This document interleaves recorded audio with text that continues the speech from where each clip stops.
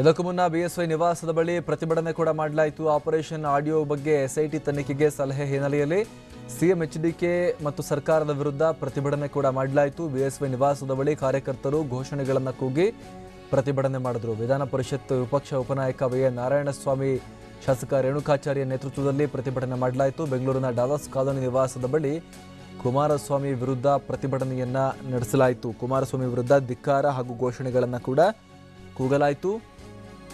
ಶಾಸಕ ರೇಣುಕಾಚಾರ್ಯ, ವಿಧಾನ ಪರಿಷತ್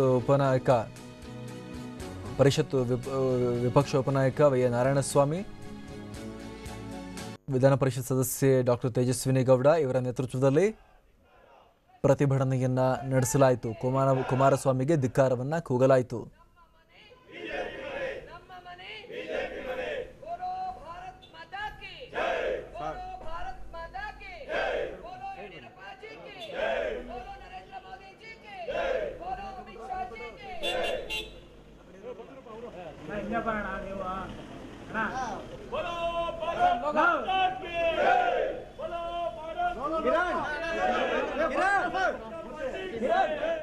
ಮುಖ್ಯಮಂತ್ರಿ ಕುಮಾರಸ್ವಾಮಿಗೆ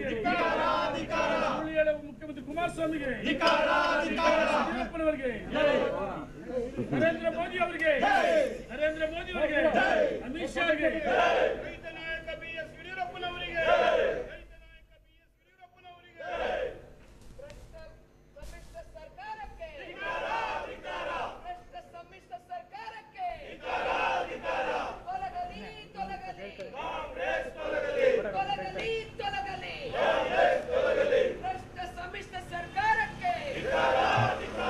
ಮತ್ತಷ್ಟು ಮಾಹಿತಿಯನ್ನ ನೀಡ್ತಾರೆ ನಮ್ಮ ಪ್ರತಿನಿಧಿ ಕಿರಣ್ ಹನಿಯಡ್ಕ.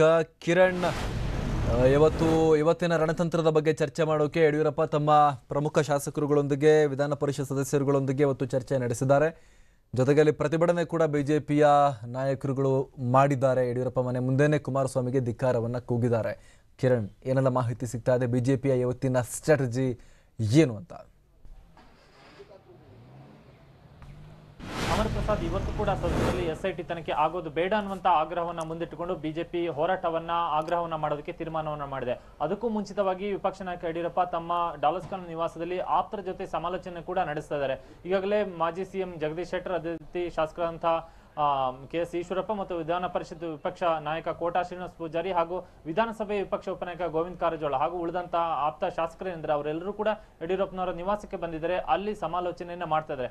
ಅಂದ್ರೆ ಇವತ್ತು 11 ಗಂಟೆಗೆ ಕಲಾಪ ಆರಂಭವಾಗುವಂತ ಸಂದರ್ಭದಲ್ಲಿ ಎಸ್ಐಟಿ ತನಿಖೆ ಆಗೋದು ಬೇಡ, ಎಸ್ಐಟಿ ಬದಲಾಗಿ ಸದನ ಸಮಿತಿ ಅಥವಾ ನ್ಯಾಯಾಂಗ ತನಿಖೆಗೆ ಆಗ್ರಹವನ್ನ ಮಾಡುವಂತಹ ಒಂದು ತೀರ್ಮಾನವನ್ನ ಈಗಾಗಲೇ ಬಿಜೆಪಿ ತೆಗೆದುಕೊಂಡಿದೆ. ಅದನ್ನ ಬಲವಾಗಿ ಇವತ್ತು ಸದನದಲ್ಲಿ ಪ್ರತಿಪಾದಿಸಬೇಕಾಗಿದೆ. ಯಾಕೆಂದ್ರೆ ಇಲ್ಲಿ ವಿಪಕ್ಷ ಎಷ್ಟು ಬಲವಾಗಿ ಪ್ರತಿಪಾದನೆಯನ್ನ ಮಾಡುತ್ತೋ ಅಷ್ಟು ಬಿಜೆಪಿಗೆ ಯಶಸ್ಸು ಸಿಗುತ್ತೆ. ಇಲ್ಲವಾದಲ್ಲಿ ಸರ್ಕಾರ ಈಗಾಗಲೇ ಸ್ಪೀಕರ್ ರೂಲಿಂಗ್ ಕೊಟ್ಟಿರುವಂತಹ ಹಿನ್ನೆಲೆಯಲ್ಲಿ ಆದೇಶ ಹೊರಡಿಸುವುದೊಂದೇ ಬಾಕಿ ಇರುವಂತದ್ದು ಎಸ್ಐಟಿ ತನಿಖೆ. ಹೀಗಾಗಿ ಸಾಧ್ಯವಾದಷ್ಟು ಸರ್ಕಾರ ಆದೇಶವನ್ನು ಹೊರಡಿಸುವಂತದ್ದು ವಿಳಂಬ ಆಗುವಂತೆ ನೋಡಿಕೊಳ್ಳಬೇಕು ಮತ್ತು ಸರ್ಕಾರ ಒಂದು ಹಂತದಲ್ಲಿ ಈ ಒಂದು ಎಸ್ಐಟಿ ತನಿಖೆಯನ್ನ ಕೈ ಬಿಡಬೇಕು ಅನ್ನುವಂತ ಒಂದು ನಿಟ್ಟಿನಲ್ಲಿ ಈಗ ಬಿಜೆಪಿ ನೋಡ್ಕೊಳ್ಬೇಕಾಗಿದೆ. ಆ ಕಾರಣಕ್ಕಾಗಿ ಬೇಕಾದಂತಹ ಕಾರ್ಯತಂತ್ರದ ವಿಚಾರವಾಗಿ ಯಡಿಯೂರಪ್ಪ ತಮ್ಮ ನಿವಾಸದಲ್ಲಿ ಚರ್ಚೆಯನ್ನ ಮಾಡ್ತಾ ಇರುವಂತದ್ದು. ಈಗಾಗಲೇ ಮಾಡ್ಕೊಂಡಿರುವಂತಹ ಬಿಜೆಪಿ ತೀರ್ಮಾನದ ಪ್ರಕಾರ ಸದನ ಆರಂಭವಾಗ್ತಿದ್ದಂತೆ ಮತ್ತೆ ಎಸ್ಐಟಿ ವಿಚಾರವನ್ನು ಪ್ರಸ್ತಾಪ ಮಾಡುವಂತ ಅಲ್ಲಿ ಯಾವುದೇ ಕಾರಣ ಕೂಡ ಎಸ್ಐಟಿ ತನಿಖೆ ಬೇಡ, ಸದನ ಸಮಿತಿ ಅಥವಾ ನ್ಯಾಯಾಂಗ ತನಿಖೆ ಆಗಲಿ ಅನ್ನುವಂತ ಒಂದು ಆಗ್ರಹವನ್ನ ಮಾಡುವಂತದ್ದು ಮತ್ತು ಸ್ಪೀಕರ್ ತಮ್ಮ ರೂಲಿಂಗ್ ಅನ್ನ ಮರುಪರಿಶೀಲನೆ ಮಾಡಬೇಕನ್ನುವಂತ ಆಗ್ರಹವನ್ನ ಮತ್ತೆ ಸದನದಲ್ಲಿ ಮಾಡುವಂತದ್ದು. ಹೀಗಾಗಿ ನಿನ್ನೆ ಯಡಿಯೂರಪ್ಪ ತಮ್ಮ ಶಾಸಕರಿಗೆ ಸೂಚನೆಯನ್ನು ಕೂಡ ಕೊಟ್ಟಿದ್ದಾರೆ.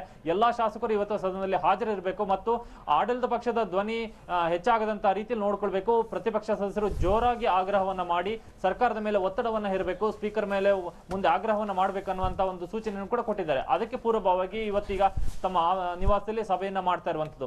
ಇದಕ್ಕೂ ಮುನ್ನ ಯಡಿಯೂರಪ್ಪನವರ ನಿವಾಸದ ಮುಂದೆ ಬಿಜೆಪಿ ಕಾರ್ಯಕರ್ತರು ಸಿಎಂ ಕುಮಾರಸ್ವಾಮಿ ವಿರುದ್ಧ ಮತ್ತು ಸರ್ಕಾರದ ವಿರುದ್ಧ ಒಂದಷ್ಟು ಘೋಷಣೆಗಳನ್ನ ಕೂಗಿದ್ರು.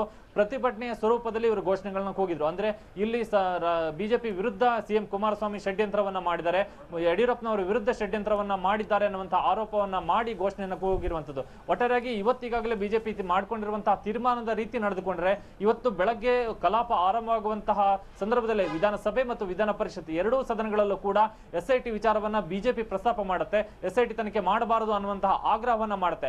ಹಾಗಾಗಿ ಇವತ್ತು ಕಲಾಪ ಆರಂಭವಾದ ತಕ್ಷಣವೇ ಎರಡೂ ಸದನಗಳು ಕೂಡ ಗದ್ದಲ ಕೋಲಾಹಲ ಏರ್ಪಡುವಂತಹ ಸಾಧ್ಯತೆಗಳು ಬಹಳ ದಟ್ಟವಾಗಿವೆ.